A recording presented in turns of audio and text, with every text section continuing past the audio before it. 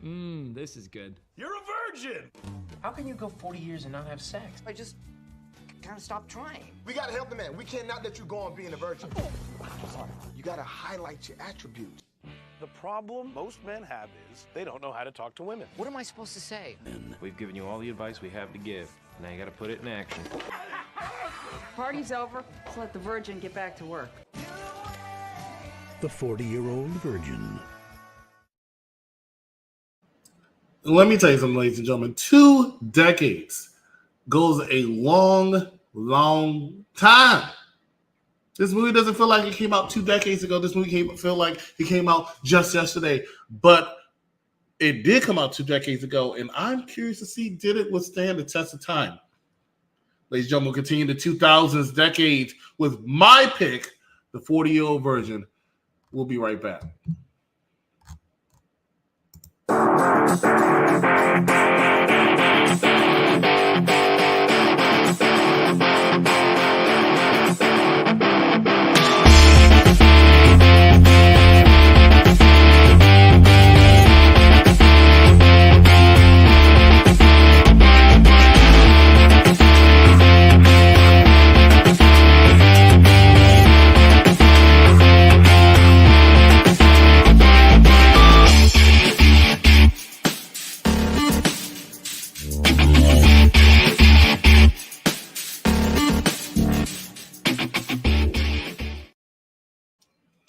Ladies and gentlemen, the 40-year-old virgin, one of the most classic, I'll say, in the 2000s comedies of all time. Looking forward to talking about it. Loving to talk about it. And I picked it for a reason.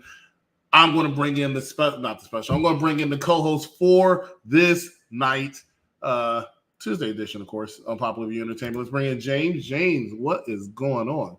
First and foremost, our thoughts and prayers go out to Rashad, who is zooming around on ice, I'm imagining or hoping that's the least of his troubles. Hopefully you are making money, sir, and hopefully you are well wherever you are.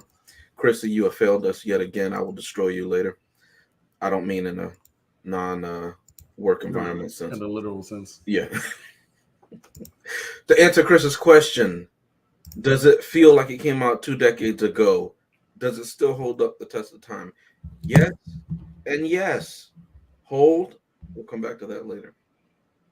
Well, we're going to talk about it. I absolutely love this movie. Let's talk about the premise of this movie. In a I'll say a mid-box retail store known as Smart Tech, which is a combination, of course, if you are of old school of Radio Shack in Circuit City, a group of people discovered that their co-worker is a virgin at the age of 40 years old.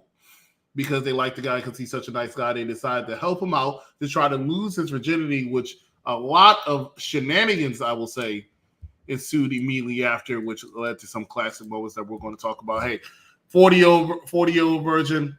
Sorry the next doctor couldn't be here. Sorry to see Superior could not be here. But hey, you got James, you got the exec consultant. We're going to make up for it when we talk about this movie and all the greatness of it as far as I'm concerned, and possibly some dislikes that he or myself might have. Want to start with James?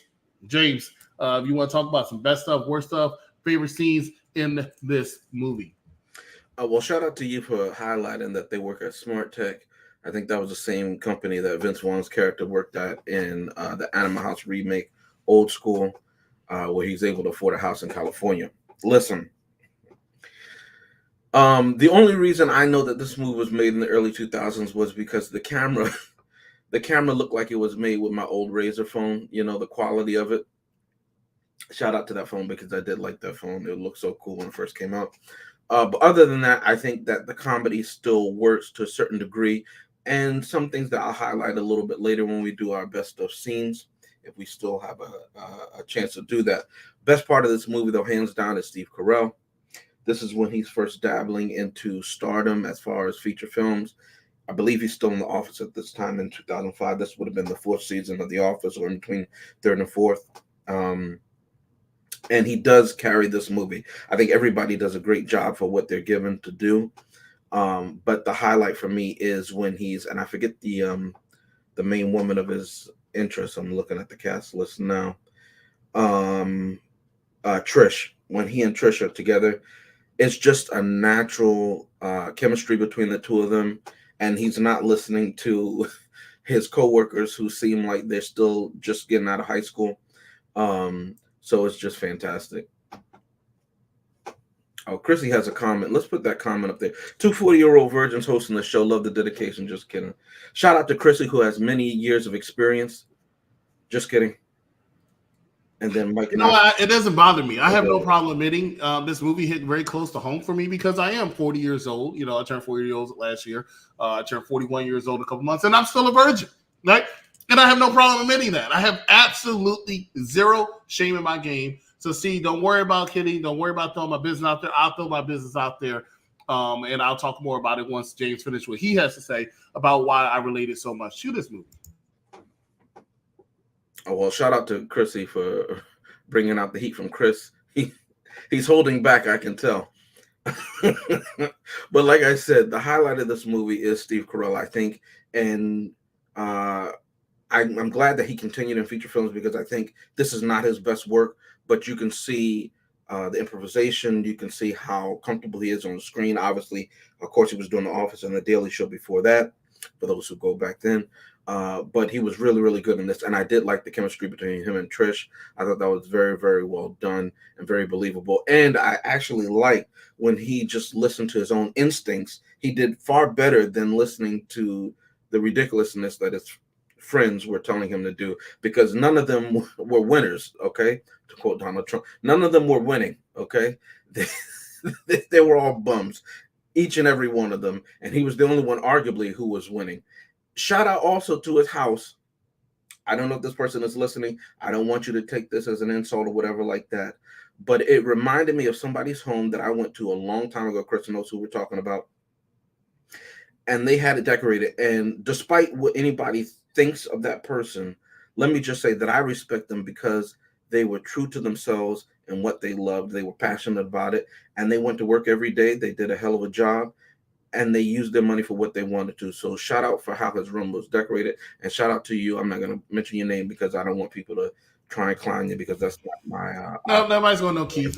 You know what? If I could find him, I actually want to invite him to the show. But actually, and it's not even a matter if I can find him because, believe it or not, he still works at that company. No, I saw him. I went in there. I had to go buy some stuff. Yeah. You know what? You should approach him and possibly he can be on Thursdays.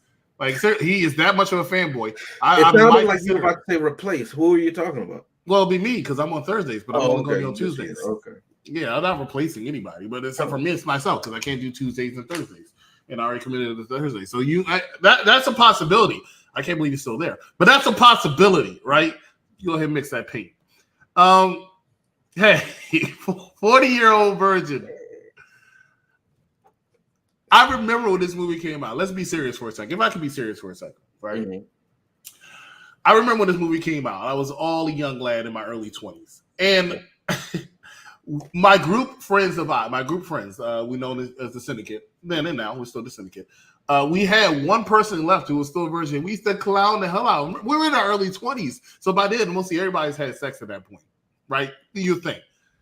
And when this movie came out, we were determined it's a clown. Like, this is going to be you, this is going to be you, this is going to be you, this is going to be you. And if anybody had a group of friends that they knew was a virgin, let's be real.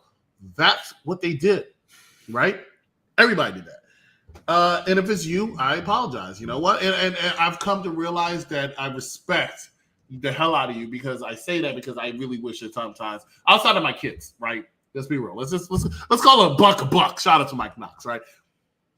I love my kids, right? And unfortunately, fortunately, however you want to say it, I had to have sex to have my kids, right? But outside of my children, I don't know if people knew how biology worked, right? Okay. Outside of my children, part of me wish I was a virgin still because I really, and growing up, a lot of people probably don't know this. Growing up, I actually wanted to wait until marriage. Mm-hmm. It's how we were taught in my school. You should wait. You should save yourself for marriage. Then it didn't happen. But when I watched the 40-year-old virgin, it was just brought back all the joking and the immature nature that can happen with it. And I knew who Steve Carell was, but I had no idea of, as you put it, on his improv skills, because you could tell you improv, like the whole shaving scene was totally improv, or waxing, I should say. how much this movie was comedy gold and how many lines, right? I said this last week with one of the movies that we were watching. I think it was Friday. Shout out to the Thursday crew. Next Friday. 40-year-old version has so many lines, man. So many quotes, so many funny memories, but none, and I'm going to steal James's thunder. I'm sorry, right? No scene is funnier than a smart tech looks like dark and cloudy with a chance of drive-by. I'm going to let James go ahead and do that scene later because he has it all queued up. I know because he put it in my messenger. But that scene... I don't actually have that line in there. You don't have that line, but that scene in general. I'm just setting it up. That scene in general, you know, and that wasn't the first time I saw Kevin Hart, was just... I could watch that scene any day of the week. It's right up there with Bad Boys 2 and Where You Look 30, because I'll say the N-word. And Where You Look 30 with the... Ludum. I love it. This is one of the times I actually really wish. I mean, hey, he's my boy, so I always wish he was here. But I really wish Mike Knox was on the show because he does that. And I always be looking at him crazy. I always be looking at Mike like, oh, here he goes again. Here he goes again. And I know I reveal too much sometimes. I don't want to reveal anything, so I'm gonna throw a context clue in there. But when we rooming together in Royal Rumble this weekend, shout out to us, shout out to UPR crew going to be in Tampa for the Royal Rumble. And Willie's coming down here. And I put Willie and Mike in the same room together. And he said, I bet you put, and that's all. I hope he'll know. So when Mike comes here, he's acting like that. And I'm looking at like this. But I feel like doing that now because of that movie and because of that scene. And I really do wish that Mike Knox was here for that. And I'm probably doing too many inside jokes. But I'll talk more about it when Jace goes. But I love that scene. I can watch that scene every single day. Go ahead, James. I got nothing. All right, here's where the movie doesn't work for me. Go ahead. Oh, speaking of Jane Elliott was great. Was that her? Is that her name? Jane, I think it's Lynch, right? Well, Jane, whatever. Jane Elliott is the anti-racist. Okay, well, this is the person I watched. This is the first time I've seen her. Actually, you know what? A good thing in the Shadow movies. I'm sorry, James. 10 more seconds. No, go ahead. This movie was the starting point, I'll say, of a lot of actors, especially around that time period. Started. I can't even count. When you watch that movie, you're like, damn. This was really his start. This was really her start. This was really her start. Mm-hmm. Elizabeth Banks, Janie Lynch, Paul Rudd. Well, Paul Rudd's been in quite a few things. Seth Rogen. I mean, it is amazing how much these really work. And the person who stole the show, the black guy, I can't remember his name, but I mean, he stole like every scene he was into me. But anyway, I'm sorry. Go ahead, James. A lot. Yeah, shout out to that nigga because I'll get back to that in a second. Yeah, I'll get back to that in a second. Believe me. But a lot of them are part of Apatow's crew, okay? And salute to them. A salute to Apatow for doing that. Tarantino has his crew. You see Seth Rogen, he has some that he usually stays with, but they all came up together in different films and different TV shows.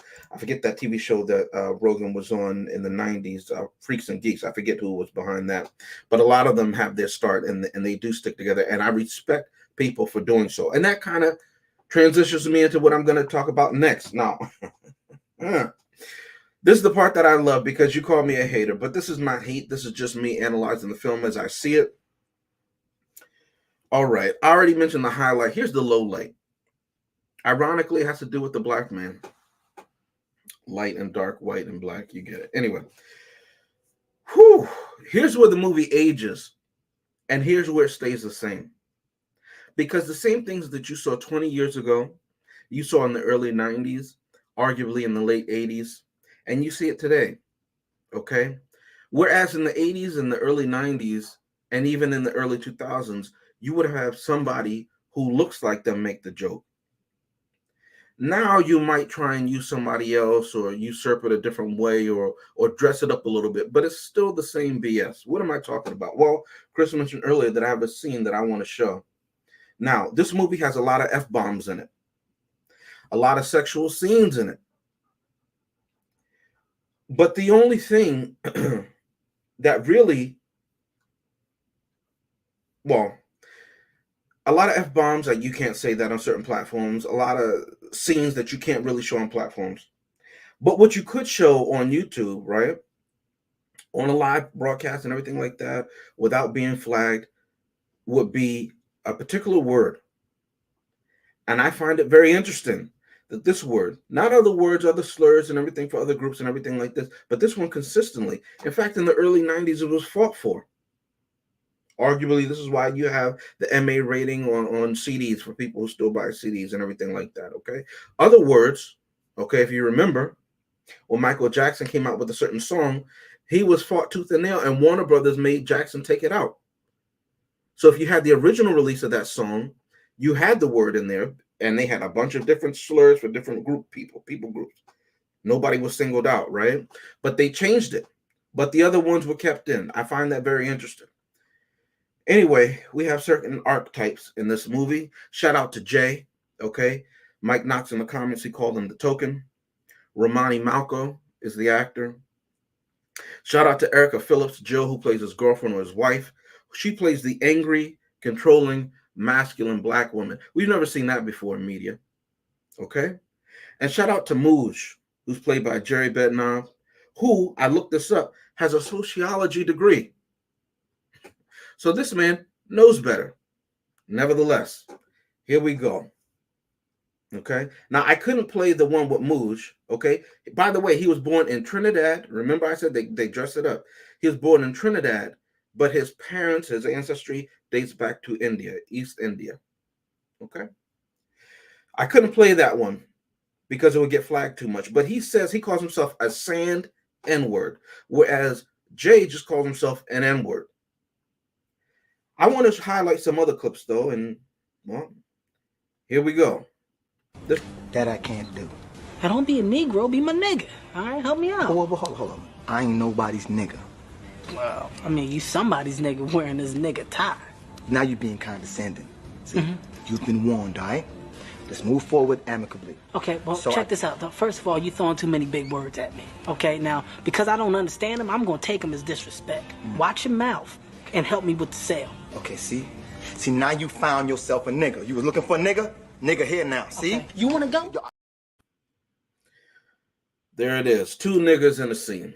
Okay, isn't it lovely? Brought to you by Judd Apatow. I'm going to highlight another scene real quick. Here we go. Even met you, so why don't you back the shit off, all right? And stop with the Inquisition. That's how you talk? You know what? I don't have to answer to you. You ain't my bitch. Know what I'm saying? So shit, man. Fuck it. You shouldn't even be hanging out with this pervert. I don't hang out with him. I work with him, and that's it. I tried to introduce him to a few nice people. He made a fool of himself. I don't mess with him, baby. That's not me. You should keep your hoe on a leash. Oh, bro, I can't let you... Hey. Can't let you be talking to me. Okay, now in order to get the context for the second one, you have to understand that Jay in the movie, he's acting like he's top dog. He does all this gangster thing, stuff-ish or whatever. And yet when this woman, who I don't even know if it's his wife or not, comes in, and he has his tail between his legs, he's all demure, he might as well get a dress. You know, he has no kind of spine whatsoever. I find that amazing. So then, exactly. So then all his masculinity is usurped. And I'm not saying nowadays they try and say, well, now what does he have to be, a toxic masculine? No, men are supposed to act a certain way. Let's keep it real. Let's not give this 21st century nonsense answer that we do today, okay? He doesn't have to just bow his head and bend his knee because his girlfriend or whoever disagrees with him. He could stand on principle if he really believed it. But yet he doesn't. And arguably, we don't even know if he owes this woman anything. We don't know if they're married or not, okay? But he's ready to kowtow and do whatever she says. Steve Carell, when he's talking to her, look at the inflection and the affectation that he puts on, right? Why is he talking like that? Because in that world, in that reality of this movie, this is how he assumes that she would think that he's a real street dude and can talk to her. And she does. To his credit, she accepts it. She believes it. All the montages of him meeting the different women, much like they do if you ever seen Coming to America when they go to the bar and they're meeting all those different women, he's not putting on the affectation for all these other women, and they're varied. And all of them happen to be white. But he doesn't suddenly become, a dominatrix, or, an alcoholic when he's with the alcohol. He doesn't do that. But he does with her. Why am I making that point? You know, forgive me, I'm not trying to be super political, but it does bother me on an ethical and just principle level. I'll come back to principle in a second because I got to shout out a person. Okay. When these movies are made and they're exported around the world and they make millions of dollars and they put you in this dopamine high and you laugh and you come out the theater, that was great. And then when you think back on it, you know, there are a lot of communities who don't have Black people, or they have that one Black person that they don't really know, but they see from time to time. It may be different for us because we know Black people don't really act like that because we're Black. So the caricature doesn't really affect us in that sense, but it does affect us when we go to these areas outside of the, you know, quarantine areas that we generally come from. And I have a problem with that. And I have a problem with people who would argue vehemently that they are for us, that they've always been for us, that they've always fought with us thigh by thigh. Okay. And yet and still, we never see them mock their own communities. I've never seen them make a movie and they're the butt of the joke and they're caricatures of themselves. They would say, no, that's anti-something that you can't even say on the platform. Here and still, they'll get a Black face or a brown face, even in this case, in this movie, to denigrate themselves and talk about themselves and say, I'm this and I'm that. And they get away with it because the person looks like whatever tribe. Dave Chappelle mentioned this to the woman. Well, you can't say this word because you're not gay in that case, right? And he said, well, I'm not a nigger either. But she had no problem with him saying that. Censorship board. So I think it's important that we highlight that because it does bother me. And I'll come back to that on my rating. And in my final thought, I got to give a shout out to something about principle, but more on that later. Chris, did you have any more to say? No, we're going to take a quick commercial break, come back and wrap it all up with our final thoughts as well as thumbs up, thumbs down. Stay with us, find out what review on the Thursday cruise side, as well as back here next Tuesday. Stay with us. You're watching Unpopular Review. Frank Lucas is the most dangerous man walking the streets of our city. No Black man has accomplished what the American Mafia hasn't in 100 years. We got a problem, man. We can go anywhere we want. And do what? Run, hide? This is my home. This is where my business is, my wife, my mother, my family. This is my country. I ain't going nowhere. I got Harlem. I took care of Harlem. So Harlem's gonna take care of me. Do you watch your own movies back? Oh, I love them. You love them. I love my movies. If you had the chance to walk off with $500,000, would you take it? Oh, I'm sorry. Did I break your concentration? What's your name? Django. If they hadn't done what I told them not to do, they'd still be alive. We're gonna be doing one thing and one thing only. Killing Nazis. Sound good? Yes, sir! Is it safe? Oh, it's better than safe. It's death-proof.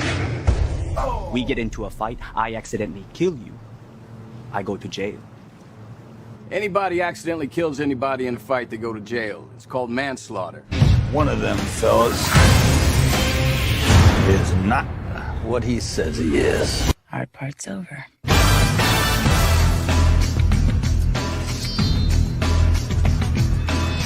Like these movies. I'm not them. I'm very happy with my work. Ladies and gentlemen, next Tuesday is our director spotlight. First time we'll ever do anything like this, and it's going to be about Quentin Tarantino as we wrap up the month of Tuesday. I'm sorry, to wrap up the Tuesday's worth of month of January before going into next month with our new theme. Looking forward to this one. Quentin Tarantino made 10 movies. Very controversial figure indeed. Can't wait to talk about it. But you are talking with us tonight about the 40-year-old version starring Steve Carell and a slew of other individuals. Let's get into our thumbs up, thumbs down, as well as final thoughts portion of this episode. James, of course, we'll start with you. First and foremost, shout out to you for the work that you do in that trailer. I know we were talking about it earlier in the week. I think you did a phenomenal job. I just wanted to say that on air. Last shout out of tonight's show from me is going to be to you again. Respect to you, Chris. Jokes aside, you stand on principle and you don't give it enough credit for it. In times past, you've seen, for those of you watching, you've seen Chris talk about things that he vehemently disagrees with when he sees it. He doesn't care from which side it comes from, but he stands on it. And I saluted then, I want to salute it now.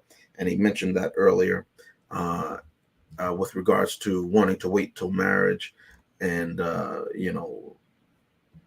I guess sociological pressures or what have you. And it takes a singular person with a singular mind to be able to say that without, again, acquiescing to, I guess it could be perceived or actual pressures of society. So salute to you for saying that. Because I'm sure it will benefit somebody watching that now or in the future. And also for the times past. And again, for that trailer there. What did I think about this movie? I'm going to borrow, AKA steal something from Chris.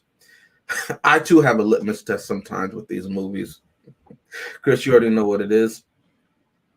Did this movie make me laugh? It is a comedy. That's its primary job. Did it come out in the, what do we say, the early 2000s? Yes, 2005 to be exact. All these things are true. Did Steve Carell do a fantastic job? Yes, he did. I agree with everything I just said. Unfortunately, you know what you did to my mom? Who's my mom? It's my people. I said this before in an earlier show. You don't get away with that. I have to stand on principle.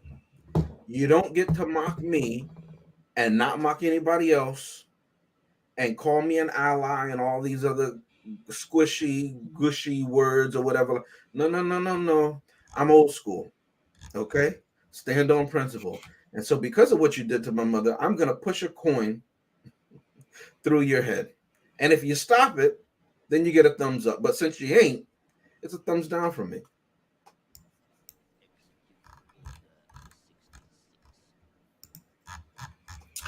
Well, did not see that one coming at all. But it has definitely been executed, my lord. All right, well, that is his rating for it, which, hey, I can't fault him for that. I understand why he did that one, right? I'm not going to call him a hater, even though he is. I will, however, say that let's talk about what my rating is.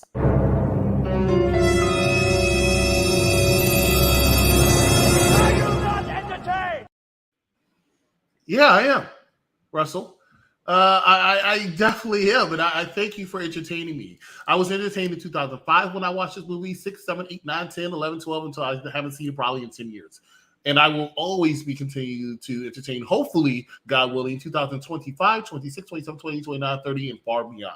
It was a very good movie, lots of laughs, lots of things you can, I would say, you can relevate with. I can't think of the word I'm going to say.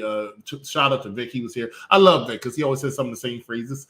But I really could. So, yeah, this movie gets a thumbs up from me, most definitely. Looking forward to that. Looking forward to Thursday when we talk about American Gangster. Speaking of Vic, this is his movie that we're going to be viewing. And, of course, next Tuesday back here with Quentin Tarantino's Director's Spotlight. Love it. Looking forward to it. Shout out to Rashad for being here. Shout out to C Superior for being here. We'll see you next time right here. And Mike Knox. Yeah, Mike Knox, who wanted to be here. Brand split. We'll see you right here next time on Unpopular Review. Good night, everybody.